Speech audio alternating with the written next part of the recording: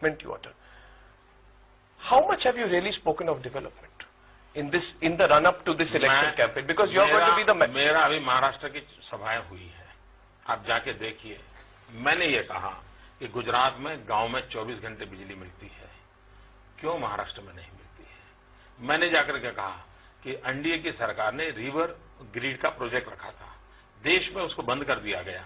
गुजरात अकेला राज्य है जिसने 20 नदियों को जोड़ने का काम किया, और उसका नतीजा ये है कि आज मेरी साबरमती नदी जो 10 साल से सूखी पड़ी थी, वहां नर्मदा का पानी बह रहा है। हमारे यहाँ सरस्वती नदी जिसके अंदर पानी नहीं था, आज उसमें नर्मदा का पानी बह रहा है। ये सारे विषय मैं पब्लिकली बोलता हूँ।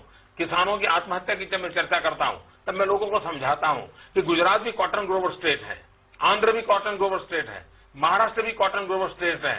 क्या कारण है कि आंध्र का किसान आत्महत्या कर रहा है?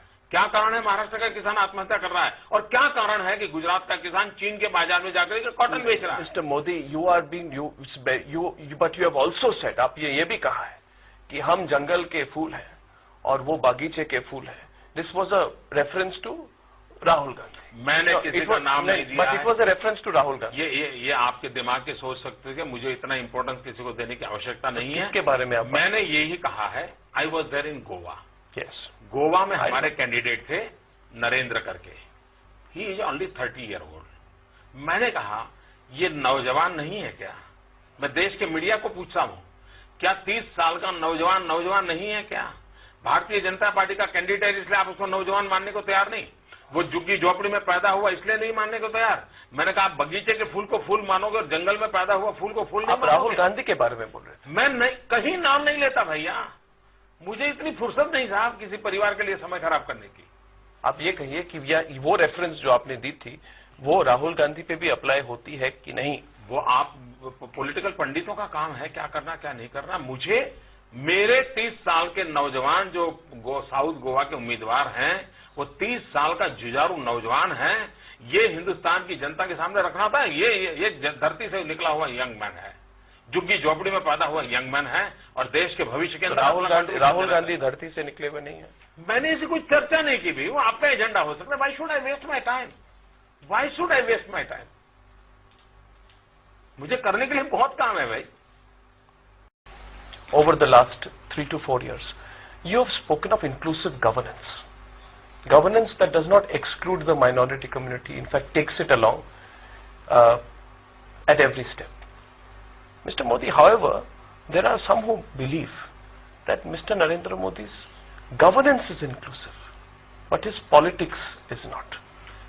I want you to clarify that position. इस देश में नरेंद्र मोदी पहला राजनेता है, पहला, यू नोट डाउन, जिसने हमेशा ये कहा, पहले मैं कहता था 5 करोड़ गुजराती, क्योंकि उस समय मेरे 5 करोड़ जनसंख्या थी, और बाद में मैंने कहना शुरू किया 5.5 करोड़ गुजराती, क्योंकि मेरी जनसंख्या 5.5 करोड़ है।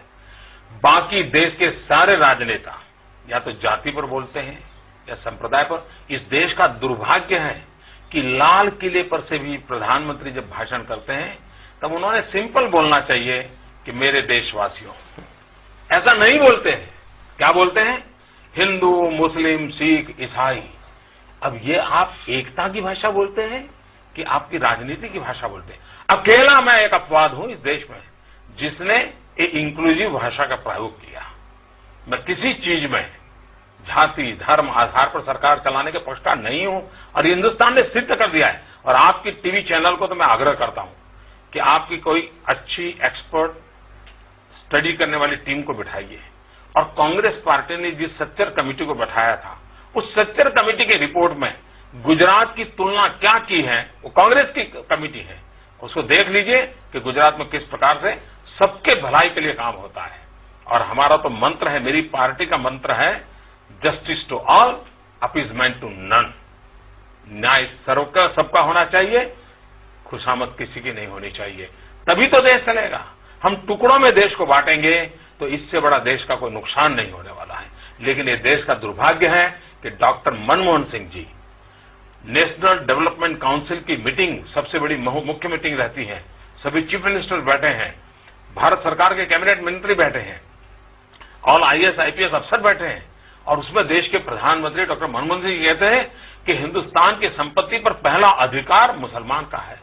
अच्छा होता देश के प्रधानमंत्री ने यह कहा होता कि हिंदुस्तान की संपत्ति पर पहला अधिकार गरीबों का होता है, और जब गरीबों का कहे कोई संप्रदाय नहीं, उसमें गलत, यही तो इंक्लूसिव है। उसमें गलत है, वो पॉजिटिव डिस्क्रिमिनेशन की बात कह रहे हैं कि if a community is left behind you give it special treatment. आपको क्यों कारण उनकी पक्ष में आपको बोलना पड़ रहा है मुझे समझ नहीं आ रहा है, लेकिन प्रधानमंत्री का ये कहने के बजाय वो कह सकते थे कि भाई देश की संपत्ति पर पहला अधिकार गरीबों का है।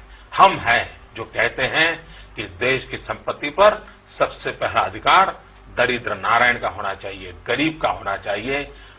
महात्मा गांधी भी वही कह के गए हैं कि समाज के आखिरी छोर पर बैठे हुए लोग हैं, उनकी भलाई का काम करना चाहिए। मेरे गुजरात के अंदर गर्ल चाइल्ड एजुकेशन का मैंने एक अभियान चलाया। मेरे यहाँ गर्ल चाइल्ड एजुकेशन में कुछ कमियां मुझे महसूस हुई, और आज 100% लड़कियों को स्कूल में ले जा रहा हूं, 100% अचीवमेंट किया है। ये कौन बच्चियां हैं? क्या ये इंक्लूसिव नहीं है? मैं ज्योति ग्राम योजना के अंदर 2400 घंटों बिजली गांव में देता हूं, क्या ये इंक्लूसिव ग्रोथ नहीं है? मैं हर गांव को पीने का पानी देता हूं, क्या इंक्लूसिव ग्रोथ नहीं है? मैं ब्रॉडबैंड कनेक्टिविटी दी। देखिए, अभी कांग्रेस के यूपीए सरकार ने ब्रॉडबैंड कनेक्टिविटी देंगे ऐसा मैनिफेस्टो दिया, लेकिन गुजरात इज ए स्टेट जिसने हिंदुस्तान में पहली बार, पूरे एशिया में नहीं दुनिया के अंदर, we are the first state in the world जिसने ब्रॉडबैंड कनेक्टिविटी रूरल एरिया को दी, और गांव की स्कूलों को लॉन्ग डिस्टेंस एजुकेशन से मैं पढ़ा रहा हूं। ये सबके भले के लिए हो रहा है, सबके विकास के लिए हो रहा है।